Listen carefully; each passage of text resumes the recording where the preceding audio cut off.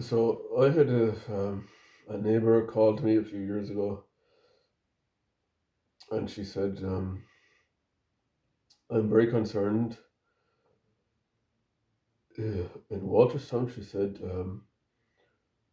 "Somebody threw garbage in my mother's front garden, and I'm working shift work, and I can't clean it up." I said, "What kind of garbage was it?" She said it was treadly stuff like soiled nappies and food waste and stuff like that." And I said, "That's dreadful." She said, "It is. It's destroyed her flower bed, and um, it's really horrible, and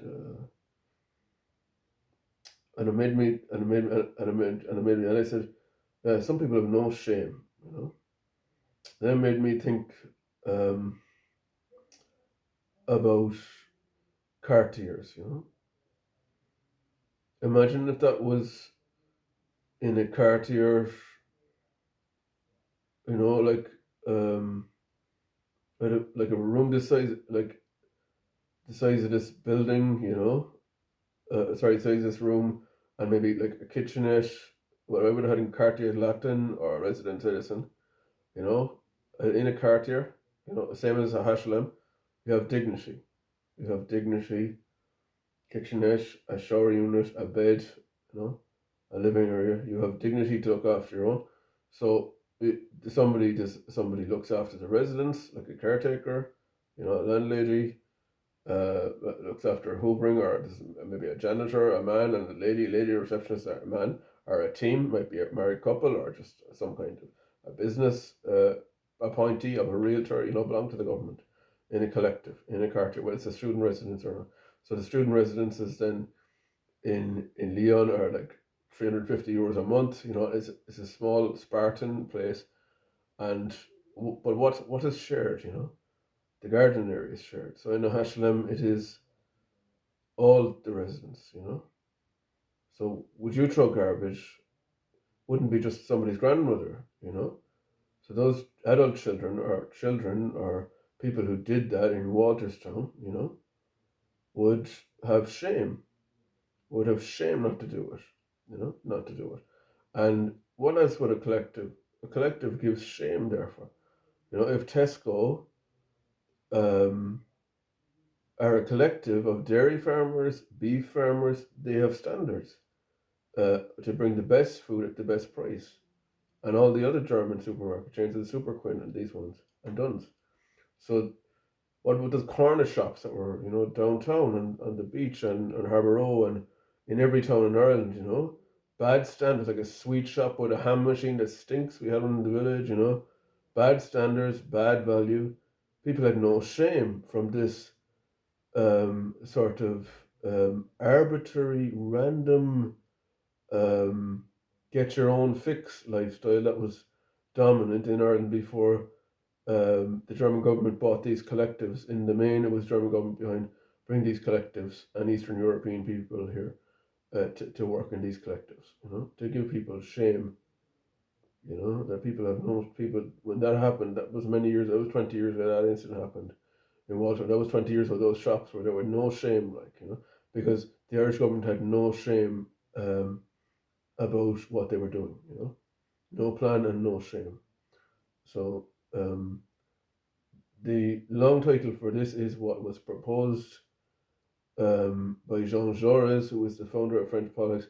He tried to do a deal with the German people called Neo Marxism before World War One started, and he was assassinated actually by a terrorist, but who was from Alsace, who was involved in the car industry in Mulhouse and the train industry in Belfort. But that was a dispute, an Alsace dispute that went viral in Paris. But actually, Jean Jaurès was involved in a miners' strike in a circuit court when one of the miners' union leaders was in jail. He was trying to get him out of jail, and the miners' bosses, a landlord, a notorious landlord, was oppressing people, and people were starving. He was trying to adjudicate. So when he went up to Paris, he made a speech. He said, "Are we going to have a world war?" There was a lot of tensions. We'd have a world war, and uh, was assassinated later that day after that speech was made by a terrorist. Terrorist group, all their friends of Alsace.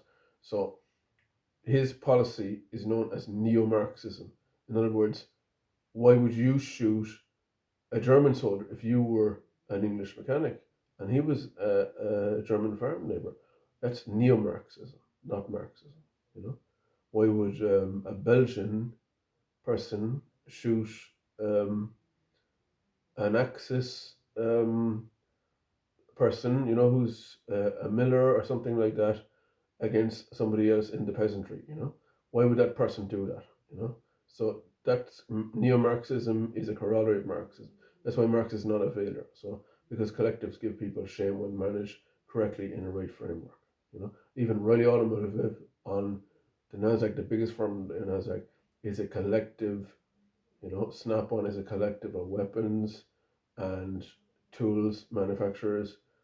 Riley Automotive is a collective of mechanical tools. Yeah, Riley Automotive is sort of get your own fix, but it's collective. They have 2,000 dealerships, $850 share price, right? So even Riley Automotive is neo-Marxist in bringing the tools to everyone.